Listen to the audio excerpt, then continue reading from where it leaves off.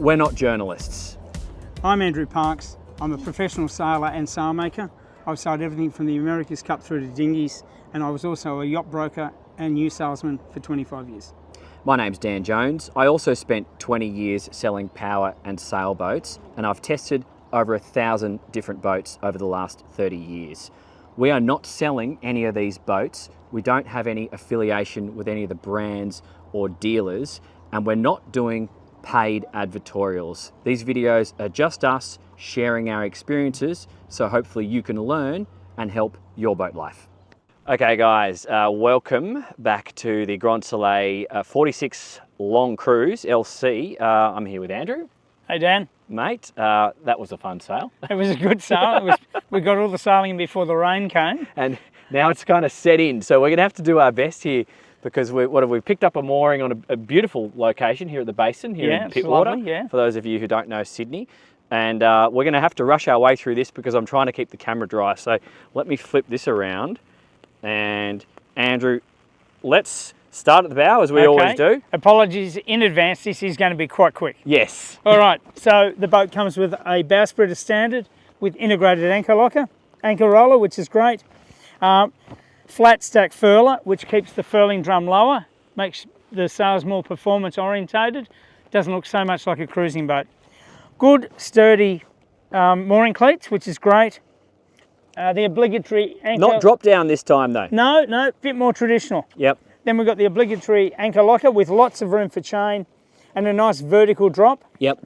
And then look at that. A sail locker here. So this has got the Helix furling Jenica in there as well as a few other things. Lovely. So yeah, nice and neat.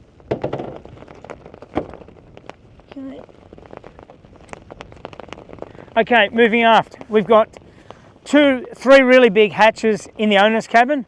Large one here, two smaller ones, one in the head, one in the cabin itself. As we're seeing more and more on nearly every boat, a really decent tow rail, which is a nice safety feature with good solid stanchions and lifelines. This is the self-tacker that we saw when we were sailing. It's becoming quite popular in most production boats now. But yeah, very easy. The halyard runs up into the mast and then runs back aft. Oh, the sheet, sorry, runs up into the mast and then goes aft. And I know we've even got a sun lounge option which fits into this bow area. That's right, it has press studs here to hold in position. Yeah. So yeah, maybe not today, but when it's sunny, with a glass of wine or a gin and tonic, it'd be lovely. I think so. So something a little bit different. As opposed to the racing Grand Soleils, this boat has a deck step mast and a compression post. And the advantages of that are twofold. One, you get no water going down below through the mast cavity. But secondly, if you were actually dismasted accidentally one day, if you've got to get rid of the mast, it goes straight over the side. You don't have the broken stump down below trying to maybe damaging the boat or hurting someone. Sure. So it's quite a nice safety feature. This boat's got the upgraded performance rig, which is slightly taller. It increases the sail area by about 12%. And the boat sailed really nicely with that today. Didn't feel overpowered at all. And that comes with rod rigging, which gives you better performance, better rig tune. So you're not trying to chase the rig tune and keep the mast in column all the time. And what's nice with the boat too is really easy access between the cap and the diagonal. So nice big gap here, and that's a real safety feature. Yeah. That's probably the easiest one that we've done so far. Because normally you're stepping around something, but you can walk straight through here. Yeah. Nice wide side decks, which is another safe feature. One thing that's interesting, not a criticism, there's no handrail here. Oh yeah, you're right. But could you get your hand into the design of the cowling there? Sorry, I'll take that back. There's a small one here. Oh yeah, so that's kind of like it's a snazzy Italian one. Yep, and it is a proper handrail. It's just not as obvious as the stainless steel ones we've seen on other boats. Yeah, okay. All of our sail controls and halyards are here at the base of the mast. Yep. This boat has the. It's not the same as the Selden system we saw. It's like on the Beneteau, where the furling line runs around a worm drive in the mast, and then it runs back to the cockpit. All of the control lines run after the cockpit, which is nice. And below deck, so it's super tardy. Exactly. So moving aft, we can see the arch and the integrated spray hood. So if you're not using this, you can actually take the fabric away and fold the stainless steel bows back and against the arch, so it keeps the lines a bit cleaner. Okay, let's get back in the cockpit, Dan. It's pouring down. I think we need to. We've got some side gates here. Nice design. They're plenty sturdy. Let's get out of this rain because my camera probably can't handle that for too much longer. There we go. All right, and we're back. Okay. Okay, thank goodness for that. Much nicer. Well, this is a pleasant space. It is. It is. So, yeah, this gives us a good view of the cockpit. Nice optional cockpit cushions here. Really good sized table, which opens from either side with a lot of storage in it. Yep. Which is a nice feature. Solidly built too. Look at that, all that stainless. And good size leaves. Yep. So that's all good. As we said earlier, all of our control lines come aft, and we've got the sheets on one side. All the Genoa controls are on the port side, and then we've got main sheet split and on either side, which is quite nice with the German main sheet system. Mm-hmm.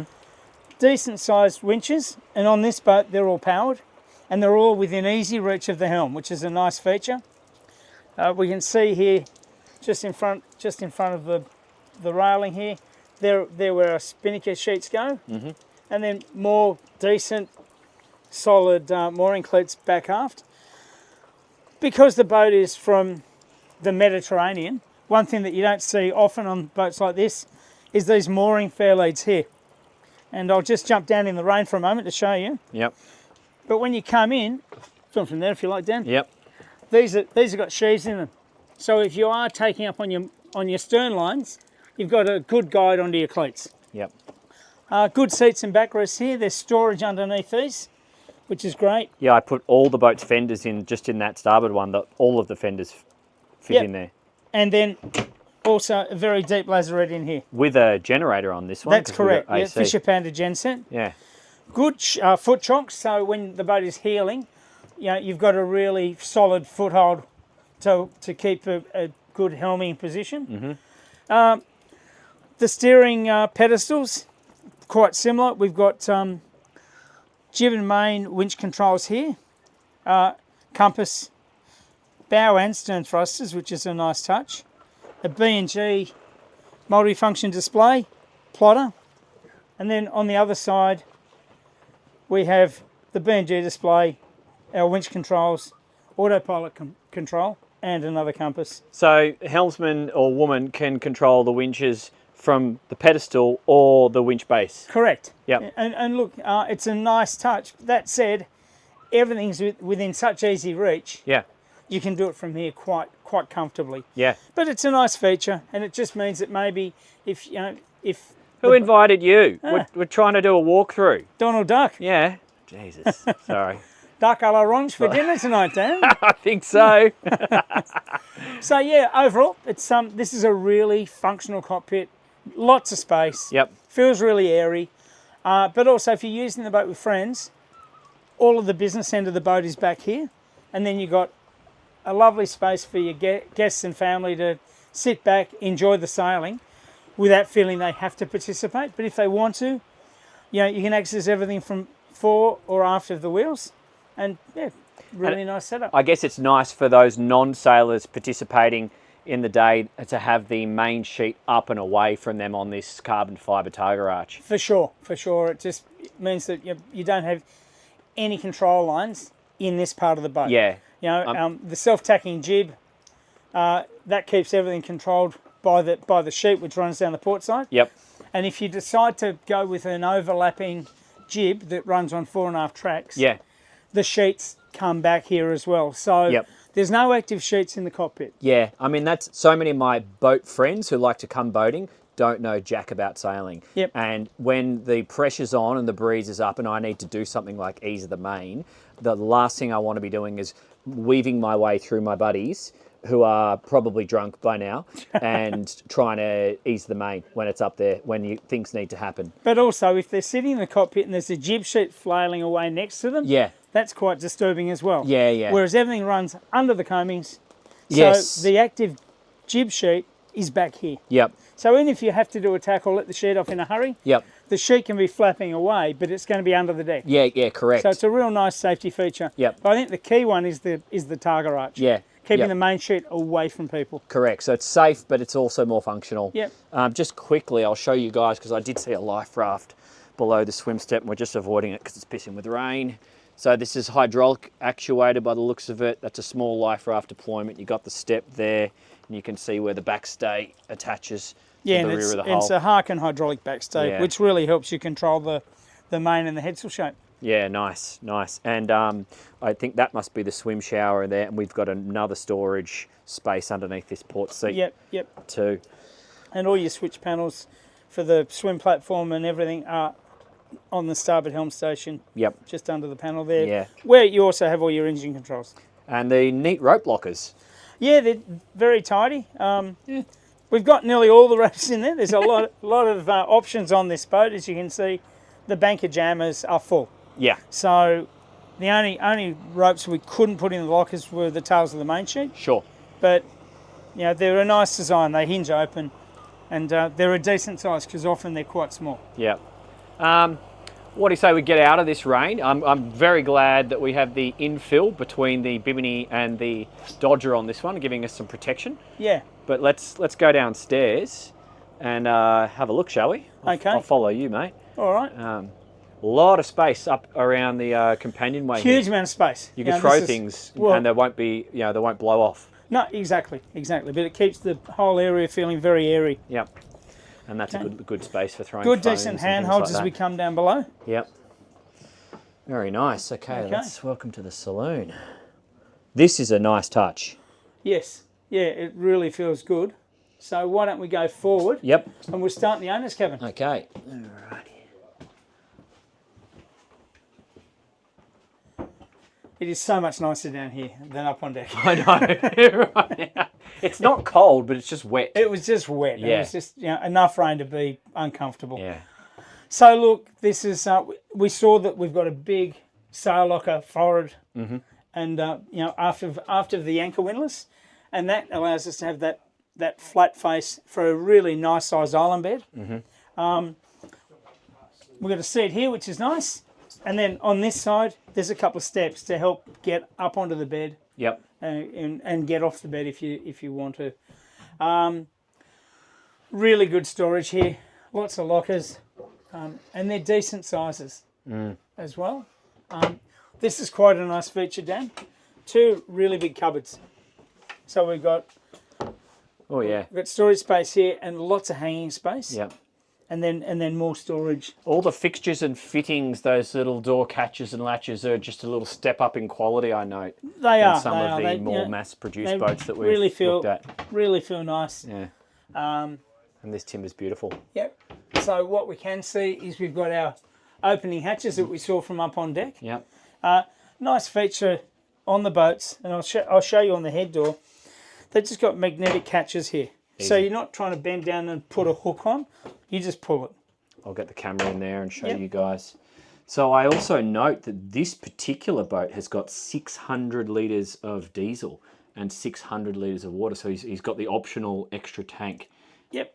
Which is obviously great for cruising. Exactly. And the extra tankage is a handy feature, and being able to add it as an option is a nice touch. Yeah. So if you don't want that extra weight, I guess.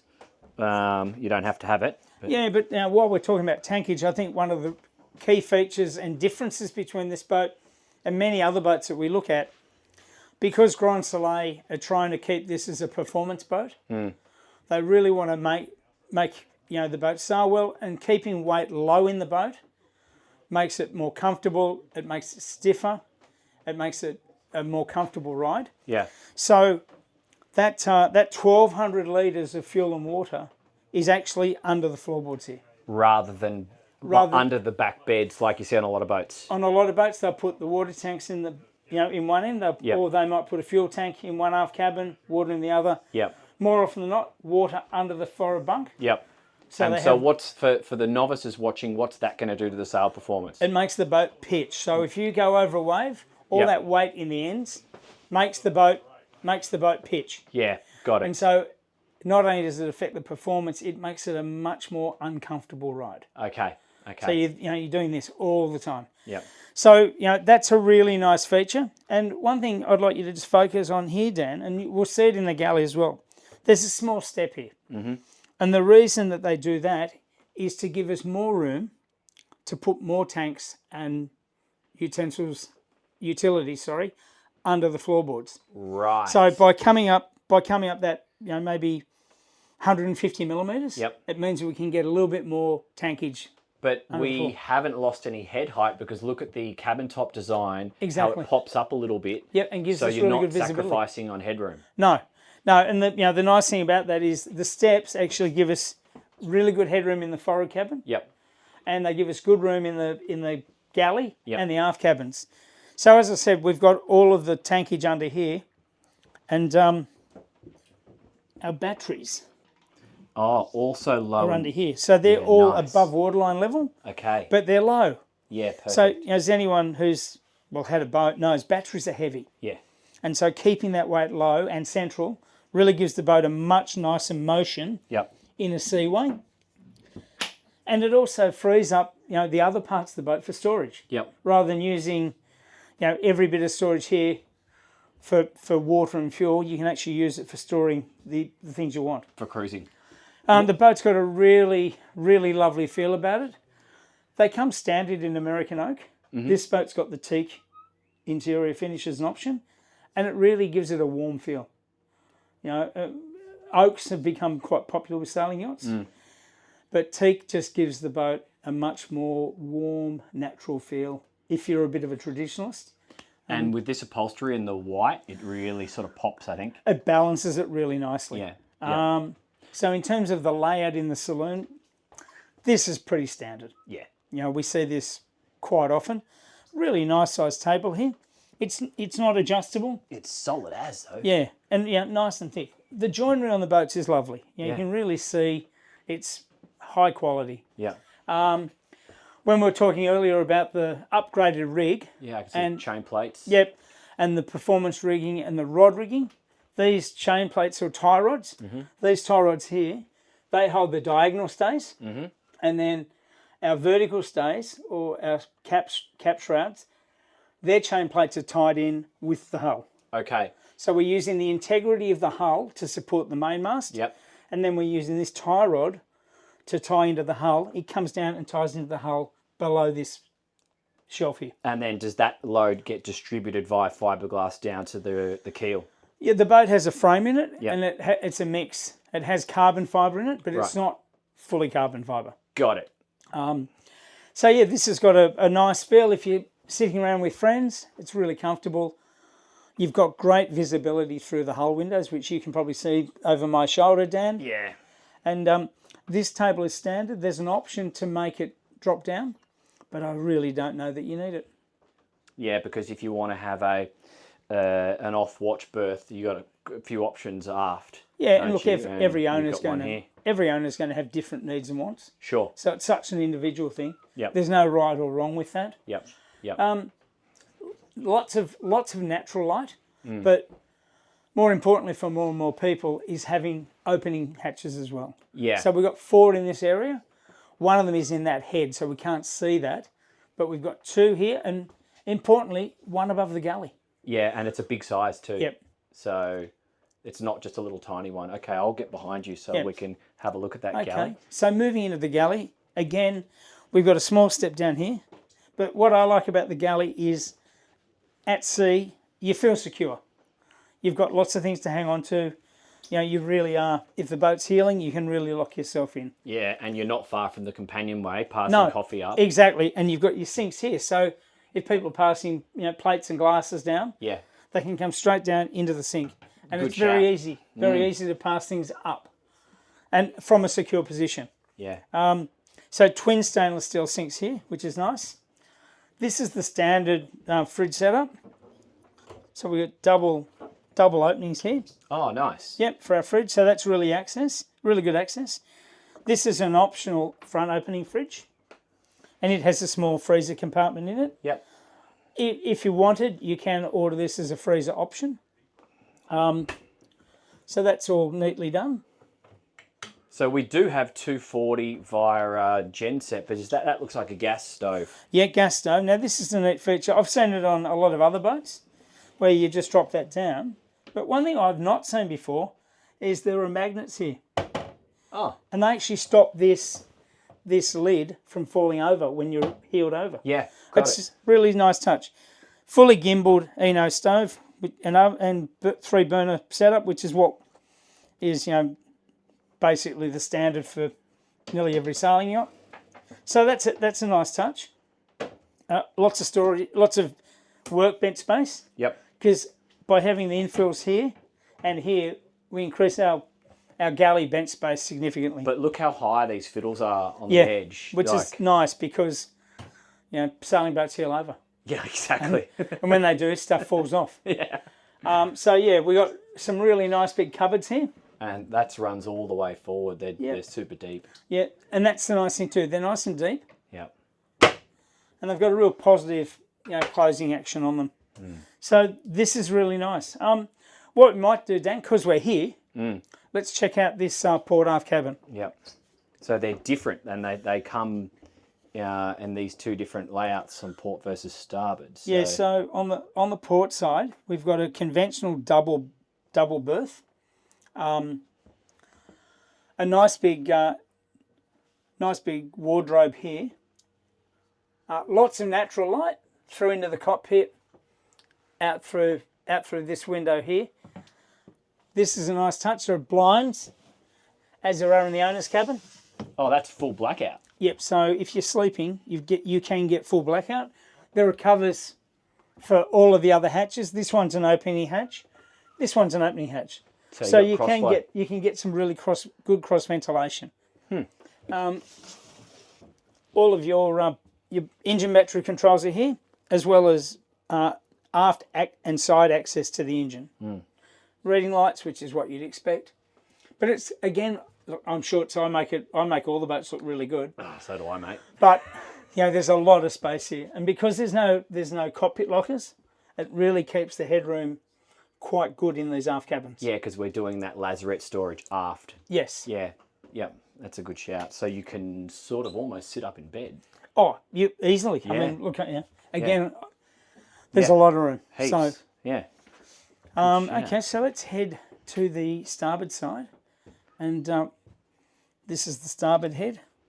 Now, Andrew told me that in this boat there's also an option to have another door here, which means that you can have private access to the head if you're sleeping. Got it. If you don't want to go into the saloon because there are other people on board. Yep. Which is kind of nice if everyone else is up and you'd like to go to the bathroom. Yep. You don't have to go back into the main living area.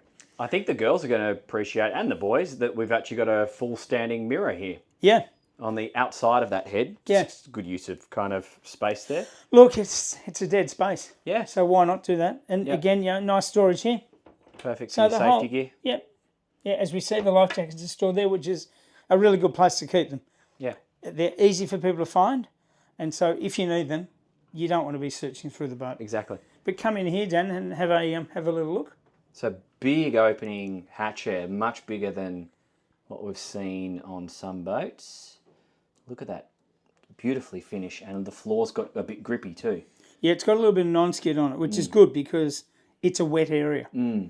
Holding tank is stored behind that white door. Yep. But one nice feature too, if you pan down, there's actually a seat here. Yeah. Yeah. So if you want to sit down and... If you're heeling and it's just not comfortable underway, you can still make it work. Yeah. So it's a really nice layout. Nice. This boat's got the optional electric toilets in both heads. I'm going to let you lead into this one, Dan. Yeah, sure. So this is the split starboard berth, which is great because if you've got maybe a couple of kids, or say you've got two guests who are friends, but they're not that friendly with each other, they can share a cabin without having to share a bed. Yeah. And these berths will slide together to make one double if you need it. Okay, so it's still possible. Yeah, so it just means it opens up your options as to who you can invite on board your boat. And if looks like you could utilise up here to set up a lee cloth if you wanted to option that. Potentially, yeah. And look, maybe you'd even you could actually tie into this timber here. If you needed to. Or you could actually mount a folding paddle on here that would then come down. Yeah, perfect. And mirror image, we've got access to the engine from the side on the starboard side here. Yep. Good little nook here for storage. This is where the boat's EPIRB lives. Yep. Again, somewhere practical. They're always hard to find a place for. Yep. And same thing, really decent storage there. Nice. And as is the norm with nearly all European boats now, this is the emergency ladder that you hang off the stern. Yep. So if you do fall overboard and you're on your own, you can get back on board. Yes. It's now part of the EC standards. Got it. Okay, let's just come out here and we'll have a look at the engine access. Alrighty. And so, before we open up, these stairs just feel nice and sturdy. You know, they ooze quality. There's a small non-skid finish on them. You can't even see it, but you can feel it. Right.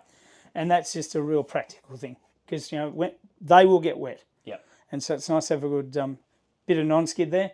Good handholds here, which is nice. But as you come down below, handhold here, handhold here, handhold here, handhold here. So you can actually make your way through the boat safely, which is important on a sailing yacht. Yep. So let's pop the, as they say, as you powerboat people would say, let's pop the hood on this. All right. And as we can see, nice big engine compartment. Really good access. This opens up much past, better angle, isn't way it? past 90 degrees. Yeah. It's probably 110, 115 degrees. But, you know, really good access. Nice deep bilge here. And you can see, the mounts of the engine. Really quite thick sound insulation. Well, this is this is the quietest boat under motor that we've tested so far. Yeah, and that's what we found in the motoring test, that it was quiet. Yeah. So yeah, just a good solid finish. Yeah, it's nice. Very good. All right. And one small feature that Andrew told me about is if you've left the boat and for the evening you've been ashore having dinner, this little switch here, push that on and it will turn on all of the house lights. So you're not fumbling around in the dark. How good's that? Trying to find a light switch. Sensible. They have the same thing on the transom. Yep. So when you come back on, you hit one button, all the cockpit lights come on. Nice. It's a small thing, but it's a nice touch. Yep, absolutely. All right, that's very good. Let's head upstairs and wrap this video, I think. Okay. Thanks, Andrew. Thanks, Dan. That was a lot of fun, even though Mother Nature didn't agree. I think that actually makes it more interesting. Well, when we have days like today. They all look good when it's sunny and it's blowing 15 knots. Yeah. So if the boat looks good when it's miserable and grey and wet, then it just sings volumes about the boat. Yeah, totally. So who do you believe is the best demographic or the best person that's going to see a lot of value out of a boat like this? Look, I think it's someone who's had boats before. Not necessarily a racing person, but someone who's had maybe a production boat or a semi-production boat, like a North Shore 38. Yep. Who's done all the right things, made a bit of money, paid for all the school fees. Now it's time to go sailing, and they want to spend a bit of money on themselves. So they're after something that's a little bit more quality. They might just want a little bit more safety, just better finish. Yep. And they're in a position to pay a premium for that type of boat. I'm going to put this boat in a box and tell me whether this is a fair statement or not, because we are testing a few boats in this range now. But if we were going to compare this to a couple other brands, I would say Solaris and X-Yacht. Yeah, for sure.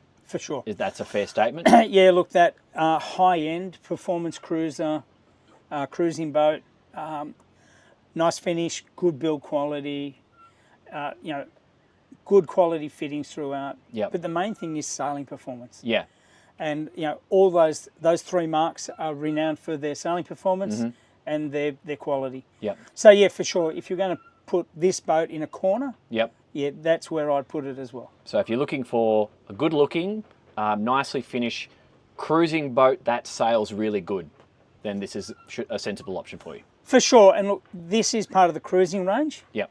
But you could happily take this boat to Port Stephens or Hamilton Island and sail around in the pink division or the blue division. Yep. And have a great week with your friends and use a few fun downwind sails. Yep.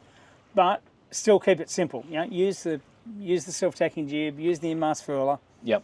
But then when you get around, around the top of Pine Island, deploy the Janica and off you go. And boogie. Yep. Awesome. But it is mainly a cruising boat. Yeah, okay. Ladies and gents, I hope that was very useful. Don't forget, if you've got technical questions, if you're trying to spec up a boat like this, Andrew is on Monect. The link is down below in the description. That's where you can contact him. I'm going to pop up a link to a competing boat right now on the screen. So go ahead, jump on there and do your own research. We are just independent boat testers. No one's influencing us.